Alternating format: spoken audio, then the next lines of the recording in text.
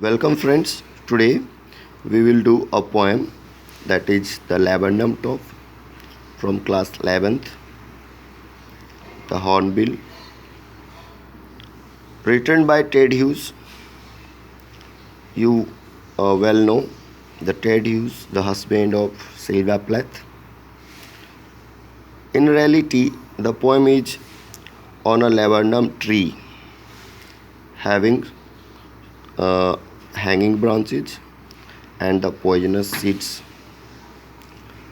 But as I tell all the time, the poem is not about what is written, but having a different meaning, some indirect meaning. Her poem में कुछ न कुछ छुपा हुआ meaning होता है, indirect meaning होता है।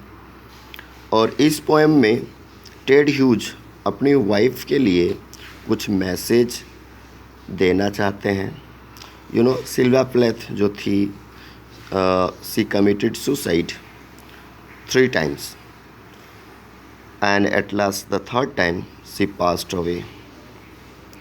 तो सिल्विया प्लेथ जो है वो अपने लाइफ में बहुत ही कॉम्प्लिकेशंस फेस कर रही थी टेड ह्यूज के एक्स्ट्रा मैरिटल अफेयर की वजह से। और एट लास्ट सिल्विया प्लेथ सुसाइड कर लेती है।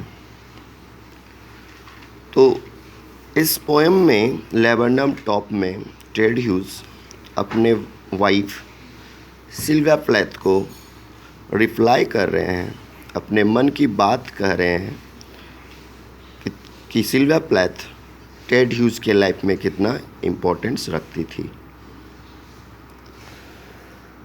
Through this poem Ted Hughes tells that you are the laburnum top in my life, and just like that goldfinch birds which comes on the top of a laburnum tree, the life of laburnum tree starts and it gets exciting, and just like a sleek lizard alert, it starts having some emotions. Otherwise the tree is just a tree having no leaves on that September sunlight.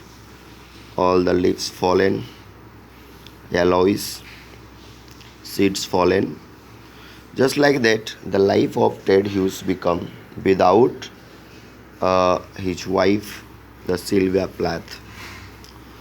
तो इसमें poet Sylvia प्लेथ को, अपनी wife को message दे रहे हैं कि वो उसके लिए कितना इम्पोर्टेंट है। वो बिल्कुल उस गोल्डफिंच बर्ड्स की तरह है जो लेबरनम टॉप में जब आती है तो लेबरनम टॉप है वो एक्साइटिंग हो जाता है। वो जो पेड़ होता है लेबरनम टॉप, उस गोल्डफिंच बर्ड के आने से पहले बिल्कुल बेजान सा पड़ा रहता है, उसमें किसी तरह का एक्साइटमेंट नहीं होता।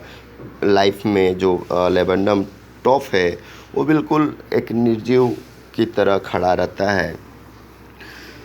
जब गोल्डफिंच बर्ड्स उस पेड़ में आती है, ब्रांच में बैठती है, तो उस पेड़ में एक नया चेंज आ जाता है, एक एक्साइटिंग मोड आ जाता है।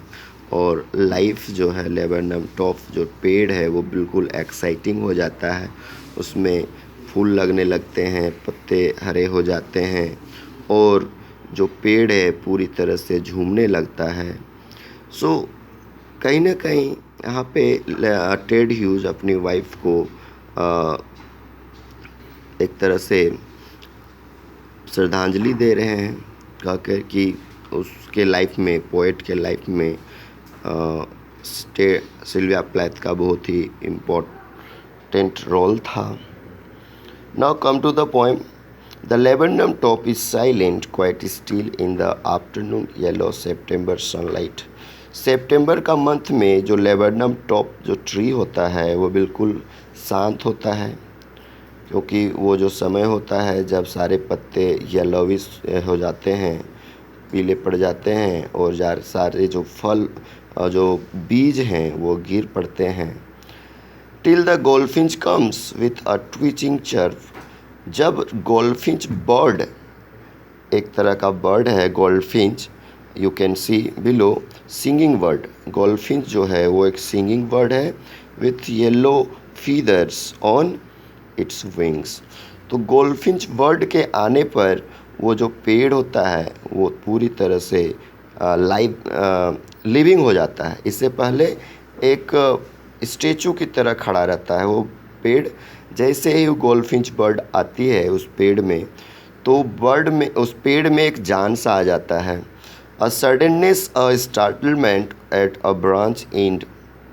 अचानक से उस पेड़ में एक नया जोश आता है। ऐसा लगता है कि कोई मशीन स्टार्ट हो गया हो और फिर से उसमें एक्साइटिंग हो जाता है लाइफ उस लेवेंडम टॉप का।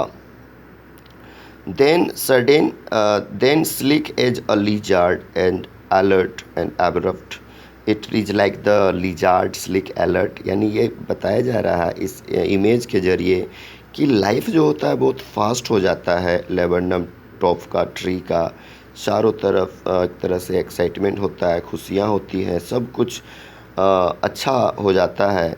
सी enters the thickness and a machine starts up. ऐसा लगता है जैसे गोल्डफिंच बर्ड के आने से वो जो पेड़ है वो एक तरह से मशीन की तरह स्टार्ट हो जाता है।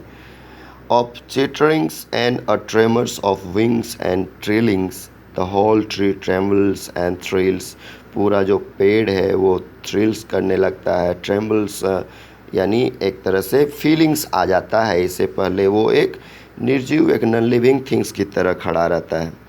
It is the engine of her family. यानी यहाँ पे पोएट कहना चाहता है कि she is the engine of her family. यानी टेड ह्यूज कह रहा है अपनी वाइफ को कि you are just like a engine of the family and without engine the family is useless. जिस तरह से एक मशीन में इंजन होता है और इंजन के बिना मशीन बेकार सा पड़ा रहता है, उसी तरह से वो अपनी वाइफ को श्रद्धांजलि देते हुए कहता है कि you are the engine of the family.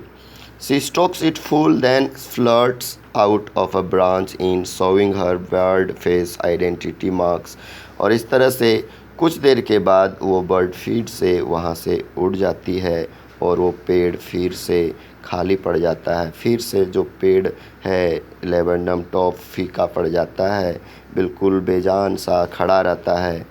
Then with eerie delicate whistle chirrup whispering she launches away towards the infinite. और इस तरह से वो जो बर्ड है उस पेड़ को बेजान निर्जीव अकेला छोड़ के वापस चली जाती है और इनफाइनाइट में मिल जाती है। यानी कहने का मतलब जिस तरह से सिल्विया प्लैथ सुसाइड करके इस दुनिया से चली गई और टेड ह्यूज का लाइफ जो है वो बिल्कुल अकेला निर्जीव सा पड़ा रह गया।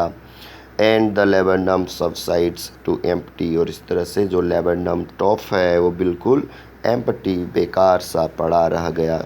यानी टेड ह्यूज का लाइफ जो है वो खाली खाली रह गया जब सिल्विया प्लैथ सुसाइड कमिट कर लेती है, जब वो इस दुनिया से चली जाती है।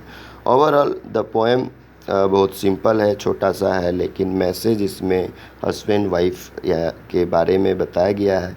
और से स्पेशली टेड ह्यूज अपनी वाइफ सिल्विया प्लैथ को याद करते हैं इस पोएम के ज़रिए।